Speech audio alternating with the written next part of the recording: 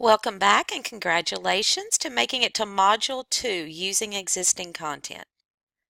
Of course, we all want to get started today, and what easier way than using what you already have. So in video 1, we're going to take a look at a tool called Desktop Annotate. To get started, let's go ahead and launch ActivInspire. Remember, you can double-click the ActivInspire icon on the desktop if you're a PC user, or in the dock if you're a Mac user. Once you've launched, a dashboard will pop up, and if you do not wish for this dashboard to show up, you can simply uncheck here. Why would you want to keep the dashboard? I'm so glad you asked. If you take a look at this screenshot, you'll notice a few things pointed out.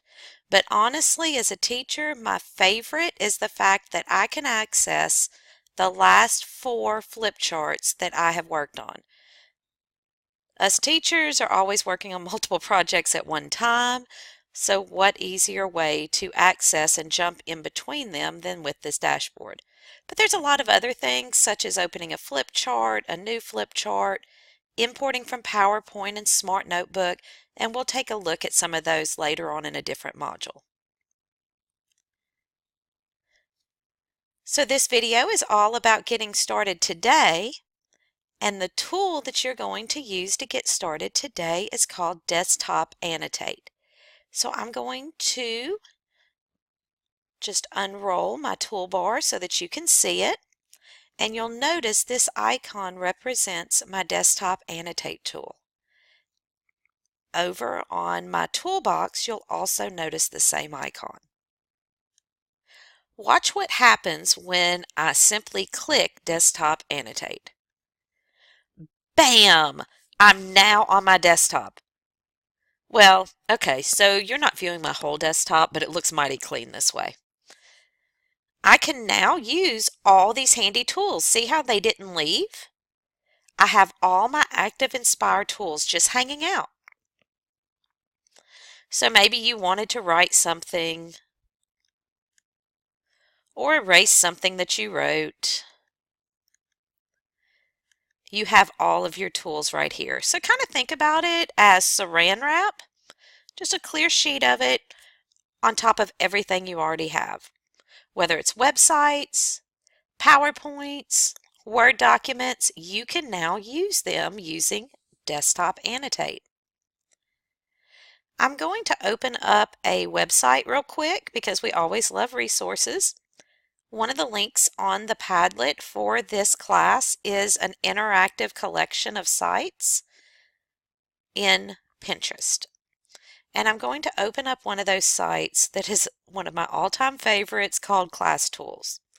There's everything on here from Fakebook to Pac-Man, and I'm just going to grab one that you might be able to do with a full class or maybe even as a station with your board or panel. So you'll notice that we have a burger diagram, and they have where you can plan your introduction, your sections, and your conclusions. So maybe the whole class is just working together to kind of get an idea. And maybe we're going to be talking about fast food. And then you could add a lot of different words right here for your introduction. So I can even use more lines. And you can do the same for each section. Well, let's say that I wanted to point something out because we're doing this kind of as an introduction before they have to do individual or group work. So I can take my highlighter and I could mention something about what we just wrote and highlight it. Maybe you didn't want to circle it like that, and instead you wanted to make it a lot larger, where you could just highlight all at once. So you can change your size, your color, you can write things, highlight, and then of course you can always erase. So every website that you love to use in your classroom has now not only been turned interactive because you have a panel or board in your room, but it also has all of these tools that you can use. The same is true for PowerPoint, Word, and any of those fabulous programs that you're using on your computer. Well, what if you want to go back to ActivInspire?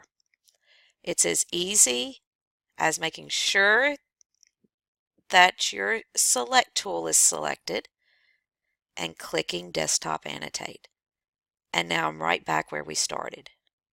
So again, in order to use everything you already have, open ActivInspire, look over in the Tools, and click Desktop Annotate. Now just use whatever you have been using and all the handy tools that you have in ActivInspire. See you for the next video.